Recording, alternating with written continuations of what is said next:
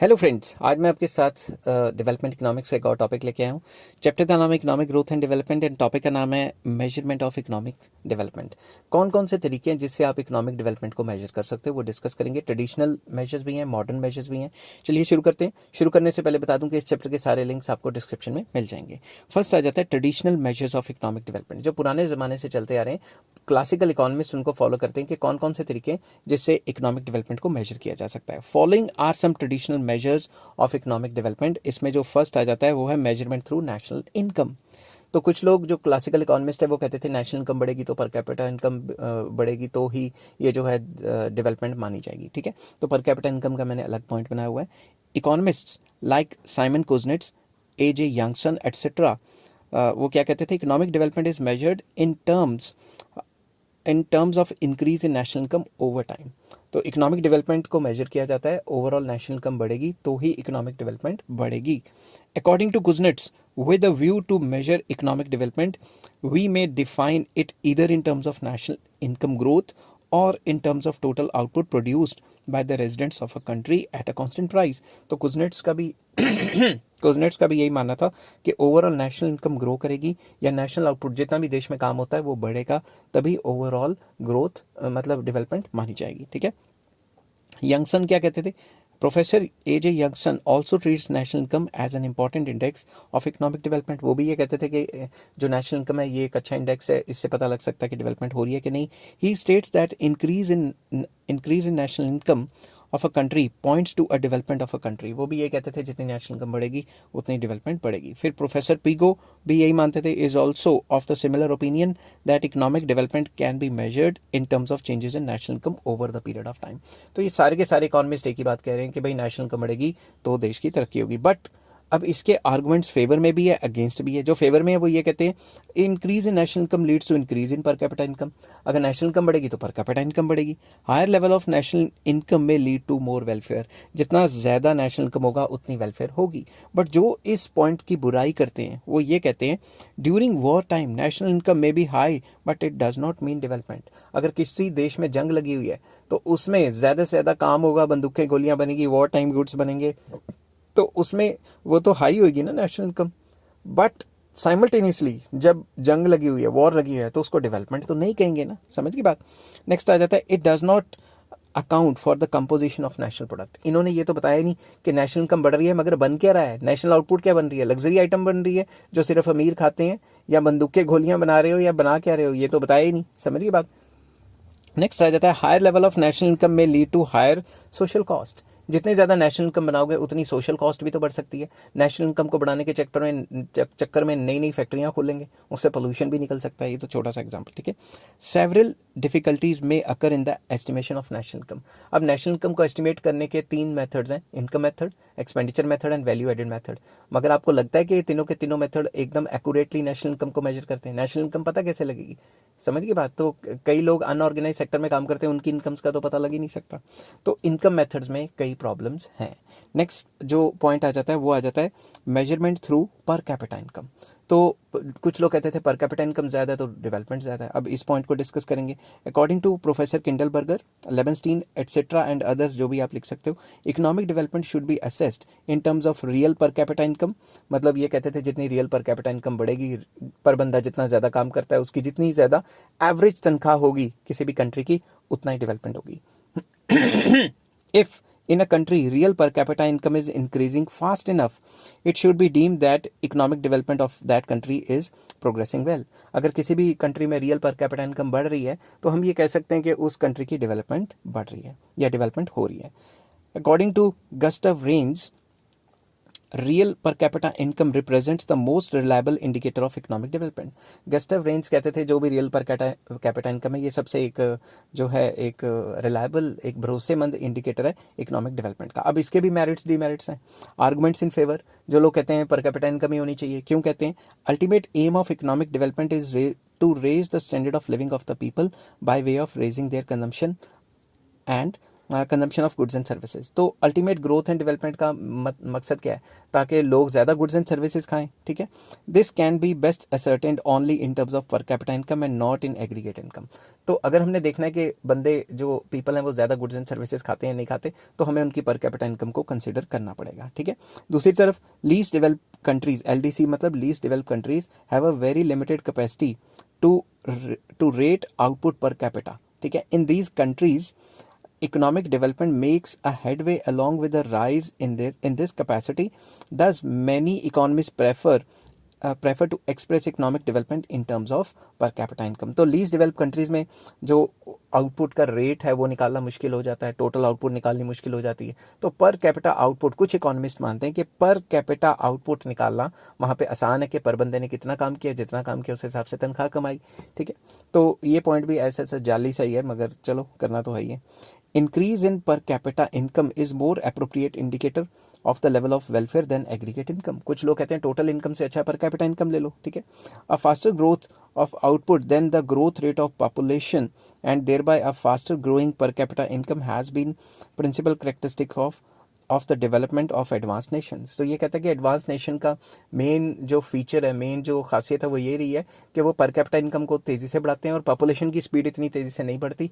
तो per capita income अगर तेज़ी से बढ़ रही है और पॉपुलेशन तेज़ी से नहीं बढ़ रही, तब डेवलपमेंट काफ़ी अच्छी मानी जाएगी। Consequently welfare of the masses has improved over a time. कहाँ पे? डेवलप कंट्रीज़ में।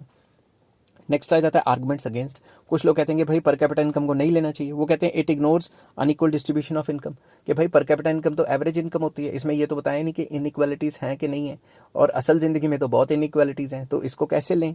इन least developed countries of the world where per capita income is generally accepted as a index of growth, there has been growing unemployment, poverty and maldistribution, ठीक है, of income in consonance, यहाँ पे मुझे ये करना चाहिए था, in consonance with the rising per capita income. तो इन्होंने कहा कि भाई लीस्ट डेवलप कंट्रीज या डेवलपिंग कंट्रीज या अंडर डेवलप कंट्रीज में, इवन इंडिया की एग्जांपल ले लो, पर कैपिटा इनकम तो बढ़ती जा रही है, मगर गरीबी भी बढ़ती जा रही है, अनएम्प्लॉयमेंट भी बढ़ती जा रही है, इनइक्वालिटीज भी बढ़ती जा रही है। Next, if increase per capita income realised by way of increased exploitation of labour class और is largely from building up of war material, it would not raise the economic welfare of the masses.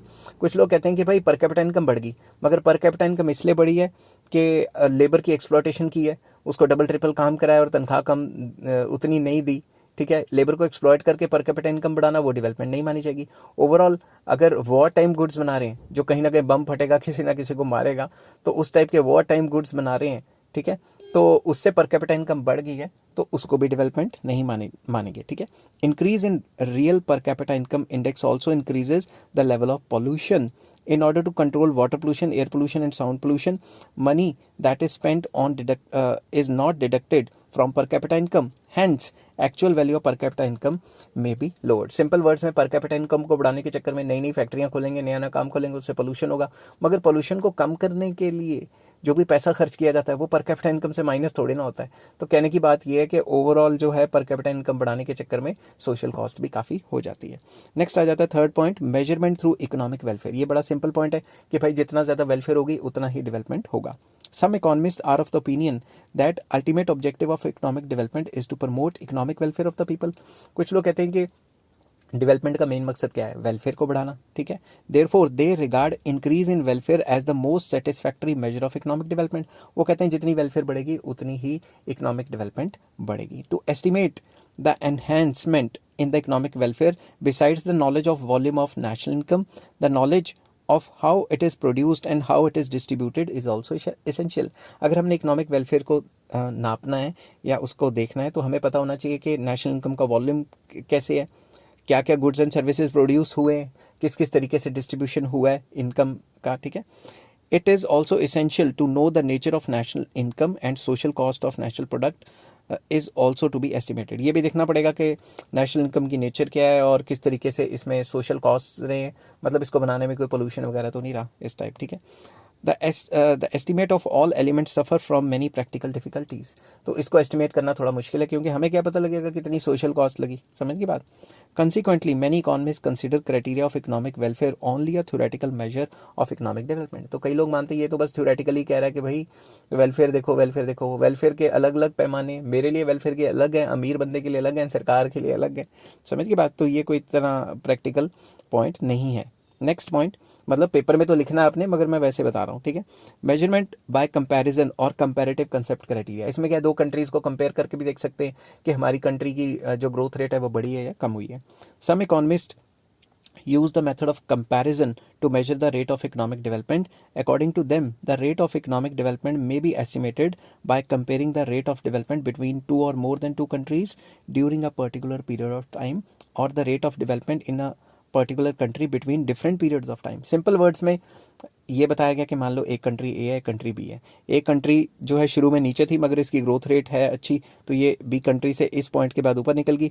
और B country है, उसकी growth rate पहले तो initially तो ज़्यादा, मतलब initially तो उसकी नेशनल इनकम ज़्यादा थी ना, मगर क्योंकि उसकी ग्रोथ रेट स्लो है तो वो नीचे रह गई। समझ गई बात। सिंपल वर्ड्स में ये पॉइंट क्या कहता है, ये कहता है कि भाई दो कंट्रीज़ के over the period of time 5, 10, 20, 25, 50 साल के डाटा को कंपेयर करो, तो भी हमें पता लग सकता है कि भाई हमारी तरक्की हुई कि नहीं हुई। फॉर एग्जाम्पल, मैं इंडिया की बात करता हूँ, अगर मैं इंडिया और नेपाल या बांग्लादेश की बात करूँ, तो हम ये देखेंगे कि हमने जो है ग्रोथ रेट जो हमारे पड़ोसी मुल्क हैं उनसे काफ़ी अच्छी हासिल कर ली है, ठीक है। तो हम ग्रोथ रेट की बात कर रहे हैं, ठीक है, इकोनॉमी की बात कर रहे हैं, तो हमारी ग्रोथ रेट उनसे अच्छी है।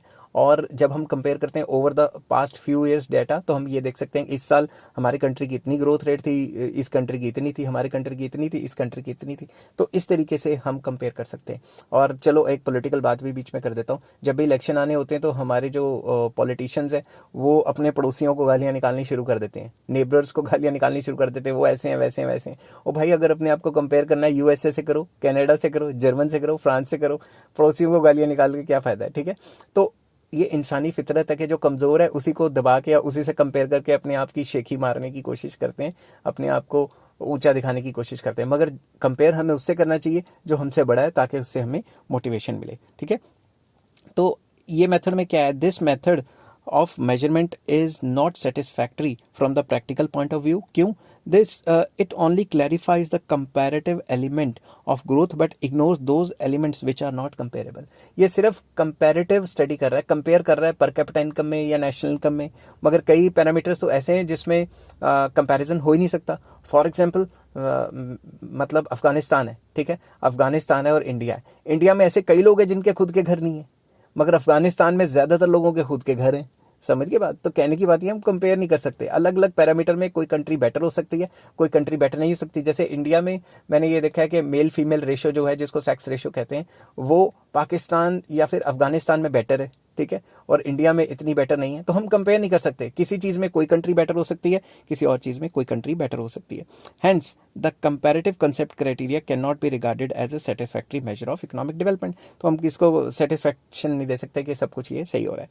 Next, measurement through occupational pattern. Occupational pattern मतलब कहाँ कहाँ कौन कौन से बंदे काम करते हैं, मतलब प्राइमरी सेक्टर में कितने लगे हैं, सेकेंडरी सेक्टर में कितने लगे हैं और टर्शरी सेक्टर में कितने लगे हैं। Distribution of working population in different occupations also regarded as a criteria for measurement of economic development. हम ये भी देख सकते हैं कि ज़्यादातर पॉपुलेशन कहाँ लगी है, उससे भी इकोनॉमिक डेवलपमेंट का जायजा लगाया जा सकता है।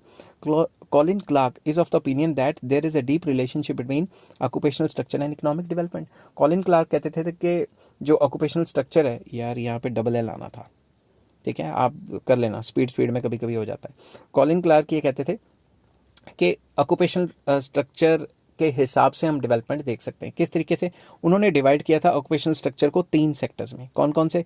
प्राइमरी सेक्टर जिनमें उन्होंने कहा एग्रीकल्चर, फिशरीज एंड माइनिंग्स आ जाता है। सेकेंडरी सेक्टर जिसमें मैन्युफैक्चरिंग, ट्रेड एंड कंस्ट्रक्शन आ जाता है। टर्शरी सेक्टर जिसमें service sector and banking sector, transport आ जाता है। वो कहते थे कि अंडर डेवलप कंट्रीज में majority of the population is engage in primary sector. ज़्यादातर पॉपुलेशन अंडर डेवलप कंट्रीज में प्राइमरी सेक्टर में लगी होती है। On the other hand develop countries में majority of the population is working in tertiary sector. Develop countries में tertiary sector में ज़्यादा काम हो रहा होता है, सर्विस सेक्टर्स में, ठीक है। अ shift in occupation occupational distribution of population from primary sector to secondary and tertiary indicates the movement towards economic development. तो वो कॉलिन क्लार्क कहते थे अगर प्राइमरी सेक्टर से निकल के लोग टर्शरी या सेकेंडरी सेक्टर में जाके ज़्यादा से ज़्यादा काम ढूंढ रहे हैं, और पिछले कई साल का डाटा आपको ये बताता है कि percentage of population working in agriculture कम होता जा रहा है और बाकी सेक्टर में बढ़ता जा रहा है, ये चीज़ हमें बताती है कि हमारी इकोनॉमी ग्रो कर रही है. But many economist are of the view that measurement of economic development through occupational pattern is not regarded satisfactory. The reasons being, कौन कौन से रीजंस दिए? It is not possible to clearly classify the occupation in underdeveloped countries in 3 distinct categories. ये काफ़ी मुश्किल है कि under develop countries में ये पता लगाया जाए कि ये 3 कैटेगरीज ही हैं और कोई कैटेगरी है ही नहीं. समझ के बाद अंडर डेवलप कंट्रीज़ में तो डाटा इकट्ठा करना बहुत मुश्किल हो जाता है. Secondly, in the early stages of development activities of tertiary sector like transport, communications, trade etcetera are inadequate and inefficient. तो इनिशियल स्टेजेस में जो अंडर डेवलप कंट्रीज़ होती हैं उसमें तो टर्शरी सेक्टर और सेकेंडरी सेक्टर का बैंड बजा होता है. हमें कैसे पता लगेगा कि वो क्या काम कर भी रहे हैं, कुछ क्या नहीं कर रहे. ठीक है. Consequently the chances of employment in these sectors are very restricted. तो उसमें तो रिस्ट्रिक्शन काफ़ी ज़्यादा है. तो अगर अंडर डेवलप कंट्री है तो एकदम से वो पिंडों से निकल के लोग, एग्रीकल्चर से निकल के लोग कैसे शहरों में आ जाएंगे और एकदम से काम ढूंढेंगे, क्योंकि उन सेक्टर्स में तो काम है ही नहीं. ठीक है. नेक्स्ट आ जाता है measurement through rise in consumption and standard of living. ये भी बहुत आसान पॉइंट है. ये सिंपल वर्ड्स में कहता है कंजम्पशन स्टैंडर्ड बढ़ेगा, स्टैंडर्ड ऑफ लिविंग बढ़ेंगे तो डेवलपमेंट बढ़ेगी. Many economist measure the degree of economic development by the increase in consumption and standard of living, जो मैंने पहले हिंदी में बोला था point. According to this view the country which succeeds in raising the standard of living and volume of consumption of her citizens is deemed to proceed towards economic development. तो simple words में वही country जो जिसके standard of living अच्छे हैं और जिसका consumption standards अच्छा है, वही जो है इकोनॉमिक डेवलपमेंट की तरफ जा रही होगी, प्रोसीड कर रही होगी. On the other hand, in spite of increase in national income, if the standard of living of the people does not increase, the country is not regarded as developing. अब दिमाग से सोचो, अगर नेशनल इनकम बढ़ रही है, पर capita income बढ़ रही है, मगर लोगों के स्टैंडर्ड ऑफ लिविंग तो बढ़ नहीं रहे, तो उनको उस चीज़ को डेवलपमेंट नहीं माना जाएगा. It may be due to higher rate of growth of population और एनी अदर फैक्टर. ये इसलिए भी हो सकता है कि पर कैपिटा इनकम, नेशनल इनकम तो बढ़ती है, मगर पॉपुलेशन की स्पीड इतनी तेज़ी से बढ़ रही है कि रिसोर्सेज एकदम से एक्सप्लॉइट हो जा रहे हैं और लोगों को खाने पीने को नहीं जुड़ रहा और उनका स्टैंडर्ड ऑफ लिविंग गिर रहा है. तो सिंपल वर्ड्स में नेशनल इनकम, पर कैपिटा इनकम, नेशनल इनकम अगर बढ़ भी रही है, मगर अगर पॉपुलेशन की स्पीड काफ़ी तेज़ है तो ओवरऑल जो है इकोनॉमिक डेवलपमेंट नहीं हो पाएगी, क्योंकि पर कैपिटा इनकम तो गिर जाएगी. तो ग्रोथ रेट जो होती है उससे कम पॉपुलेशन रेट होनी चाहिए. समझ की बात. In spite of being theoretically sound, this method of measuring the economic development cannot be regarded as a perfect method. इसको perfect method नहीं कहा जाएगा. The propensity to consume of the people in underdeveloped countries is already high. अब आप खुद सोचो, ये कहते हैं कि जो आपकी इनकम है उसका ज़्यादा खर्चा करोगे, स्टैंडर्ड ऑफ लिविंग हाई होंगे. पर अंडर डेवलप कंट्रीज़ में जो प्रोपेंसिटी टू कंज्यूम है वो ऑलरेडी हाई होता है. उनकी तनख्वाहें कम है, वो अपनी तनख्वाहों का काफ़ी ज़्यादा खर्च कर देते हैं. ठीक है. Hence a further increase in propensity to consume will adversely affect their saving and investment. अगर वो और ज़्यादा खाने पीने लगे, स्टैंडर्ड ऑफ लिविंग और ज़्यादा चक दी उन्होंने, तो उससे क्या होगा? उससे उनकी सेविंग और इन्वेस्टमेंट तबाह हो जाएगी, उनका फ्यूचर फुस हो जाएगा. ठीक है. A low rate of savings and investment will act as a restraint in the process of growth and development. अगर सेविंग्स कम होंगी तो बैंकों में कम पैसे डालेंगे, फिर बैंक भी आगे क्रेडिट क्रिएशन नहीं कर पाएगा, तो इन्वेस्टमेंट भी गिर जाएगी. ठीक है. तो ओवरऑल इस मेथड में भी कुछ डीमेरिट्स हैं. नेक्स्ट आ जाता है modern methods of economic development. तो modern methods of economic development में सबसे पहले मैं डिस्कस करूंगा PQLI, जिसको physical quality of life index कहते हैं. PQLI was propounded by Morris D Morris. ठीक है. PQLI जो physical quality of life index है, ये 3 मेन इंडिकेटर्स को दिखाता है. पहला इंडिकेटर होता है expectancy of life. Expectancy of life का मतलब है it refers to life expectancy of the people, कि वो कितना जिएंगे. It is measured in terms of years and it is measured through life expectancy indicator, जिसको LEI कहा जाता है. तो सिंपल वर्ड्स में जितनी लाइफ एक्सपेक्टेंसी हाई है उतना ज़्यादा अच्छा जो है डेवलपमेंट होगी. Next, infant mortality rate. It refers to the number of infants who die every year per 1,000 infants. पर 1,000 infants कितने जो infants हैं वो डाई कर जाते हैं, मर जाते हैं. मरना मेरे को खैर अच्छा नहीं लग रहा था ये वर्ड बोलना. It is measured through infant mortality indicator in terms of percentage. तो ये परसेंटेज में निकाला जाता है. तो जितना infant mortality rate ज़्यादा होगी उतनी डेवलपमेंट कम होगी. नेक्स्ट आ जाता है लिटरेसी, पढ़े लिखे. ठीक है. It refers to the number of literate persons per 100 person, मतलब पर 100 बंदे कितने पढ़े लिखे हैं। It is measured through basic literacy indicator, इसको बेसिक लिटरेसी इंडिकेटर के थ्रू मेजर किया जाता है। अब दिमाग से सोचो, जितनी लिटरेसी हाई होगी उतनी डेवलपमेंट हाई होगी। तो इसके मेरिट्स क्या हैं PQLI के, ये काफ़ी सिंपल मेथड है, simple to construct. PQLI is simple to construct and easy to comprehend, इसको डिस्कस करना भी आसान है और इसको मेजर करना भी आसान है। The index can be widely used for international comparisons in the recent year में ये मेथड काफ़ी ज़्यादा यूज़ में आ गया है।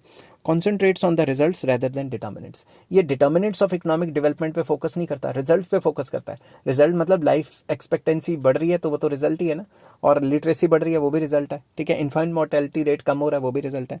PQLI concentrates on those results in economic development, those results in economic development rather than determinants of economic development, ठीक है। ये जो इकोनॉमिक डेवलपमेंट के रिजल्ट्स हैं उन पे फोकस करता है और डिटर्मिनेंट्स पे फोकस नहीं करता। Generally accepted determinants of the quality of life, it has concentrated on those indicators which are universally accepted as an important determinant of well being of quality of life. तो PQLI जो है ऐसे indicators पे based है जो कि मतलब internationally accepted है, और ये जो determinant of quality of life है, ये एजुकेशन भी आ गई इसमें, जितना ज़्यादा जियोगे वो भी आ गया, और बच्चे पैदा होते ना भी रहें वो भी चीज़ें आ गई, ठीक है। बट क्या इसमें शॉर्ट कमिंग्स नहीं है? इसमें भी शॉर्ट कमिंग्स हैं। क्या है? Main drawbacks of PQLI are uses only 2 health indicators. कुछ इकोनॉमिस्ट कहते हैं an important drawback of PQLI is that it has used 2 health indicators, that is life expectancy and infant mortality rate। ये तो inter related है, life expectancy अच्छी होगी तो infant mortality rate तो अपने आप ही कम होगा। तो दो चीज़ों को एक ही बात में लिखना चाहिए था, दो अलग अलग चीज़ें बना दी, समझ की बात। Equal weights, PQLI has assigned equal weights to all 3 indicators। it is difficult to understand the rationale for equal weights, मतलब वेटेज किस किस पॉइंट को कितनी दी है, तीनों को इक्वल दी है, तो वो भी बात सही नहीं है। जो लाइफ एक्सपेक्टेंसी है या इन्फेंट मोर्टेलिटी रेट है उनको ज़्यादा वेटेज देनी चाहिए थी ना, जब जिंदा रहेंगे तभी तो पढ़ेंगे, ठीक है।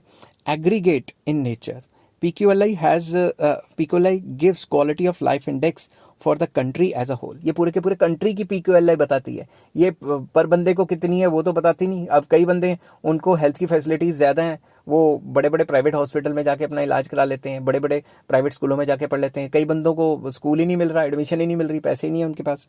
इट डज नॉट से much about the distribution of health and benefits of education among the population. गरीबों की तो बात करती नहीं है, अनइक्वल डिस्ट्रीब्यूशन की तो बात करती नहीं। नेक्स्ट कॉन्सेप्ट आ जाता है मॉडर्न में ह्यूमन डेवलपमेंट इंडेक्स, जिसको कहते हैं HDI। The concept of HDI was introduced by United Nation development programme, जिसको UNDP कहते हैं, an agency of United Nation, in its first human development report in 1990। तो HDI UNDP ने लाया था 1990 में। UNDP publish human development report every year. HDR report ये हर साल छापते हैं। The report has been enlarge and redefined over the years in subsequent HDRs. They have been ranking various countries according to their human index. तो basically इसका main काम क्या है, वो रिपोर्ट छापते रहते हैं और टाइम टू टाइम अपने HDR के तरीके को पहले से बेटर करते रहते हैं और ह्यूमन डेवलपमेंट को और बढ़िया बनाने की कोशिश करते हैं, और हर एक कंट्री को HDR के टर्म्स में रैंक्स देते हैं कि इस कंट्री का ह्यूमन डेवलपमेंट रिपोर्ट में क्या रैंक है। जिसका अच्छा रैंक है वो अच्छी कंट्री मानी जाती है। Indicators of Human Development Index. Human Development Index is a composite index prepared by UNDP, United Nations Development Program, on a scale 0 to 1, measured on the basis of 3 indicators. 0 मतलब बेड़ा गर्क हो गया और 1 मतलब बहुत अच्छा हुआ। तो longevity में क्या कहते हैं, it implies how long a person lives, कि बंदा कितना साल जिएगा। Alternatively, how long a newborn is expected to live, ये भी कह सकते हैं कि नया बंदा कितने साल तक जिएगा। या shorter longevity implies lesser welfare and vice versa, जितना जल्दी बंदा मर जाएगा उतनी वेलफेयर कम है, जितना ज़्यादा जिएगा उतनी वेलफेयर ज़्यादा है, ठीक है। नेक्स्ट आ जाता है नॉलेज और educational attainment. It employees the status of education of the people, के लोगों का एजुकेशन स्टेटस क्या है। इसमें पहला आ जाता है adult literacy rate. Adult literacy rate refers to the percentage of people above 15 of age who can read और राइट। 15 साल के ऊपर जो लिख पढ़ सकते हैं वो बंदे आगे अडल्ट लिटरेसी रेट में, ठीक है। जितने ज़्यादा होंगे उतनी डेवलपमेंट ज़्यादा होगी। ग्रॉस और कंबाइंड एनरोलमेंट रेशियो, मतलब टोटल पॉपुलेशन में ऐसी परसेंटेज कितनी है जो बंदे कहीं ना कहीं स्कूल कॉलेज में एनरोल्ड हैं। जितने ज़्यादा एनरोल्ड होंगे उतना ही ज़्यादा देश की तरक्की, मतलब कंट्री की तरक्की होगी। अब ये बाहर हॉकर आ रहे हैं, इनका मैं कुछ कर नहीं सकता। Number of students enrolled for different levels of education, that is primary, secondary and tertiary education is estimated. Primary education वो होती है जो अप टू 5th क्लास होती है, सेकेंडरी एजुकेशन वो होती है जो अप टू 10th क्लास होती है, और टर्शरी कॉलेज या यूनिवर्सिटी लेवल तक होती है। तो ग्रॉस एनरोलमेंट रेशो जिसको GER कहा जाता है रेफर्स टू द परसेंटेज कि हमारी टोटल पॉपुलेशन में से कितने % लोग कहीं ना कहीं स्कूल या कॉलेज में एनरोल्ड हैं। इसका formula number of students enrolled for education divided by total population. जितनी ज़्यादा % होगी उतना ही ज़्यादा देश की तरक्की होगी। It is also called mean years of schooling कि ऑन एन एवरेज हर एक बंदे ने कितना एवरेज स्कूलिंग ईयर्स स्कूलिंग या फिर एजुकेशन बिताई है। नेक्स्ट आ जाता है पर कैपिटा रियल डोमेस्टिक प्रोडक्ट। ठीक है, इसको पर कैपिटा रियल GDP भी कहते हैं। ठीक है, रियल डोमेस्टिक प्रोडक्ट या पर कैपिटा GDP भी, इसको पर कैपिटा रियल GDP भी कहा जाता है।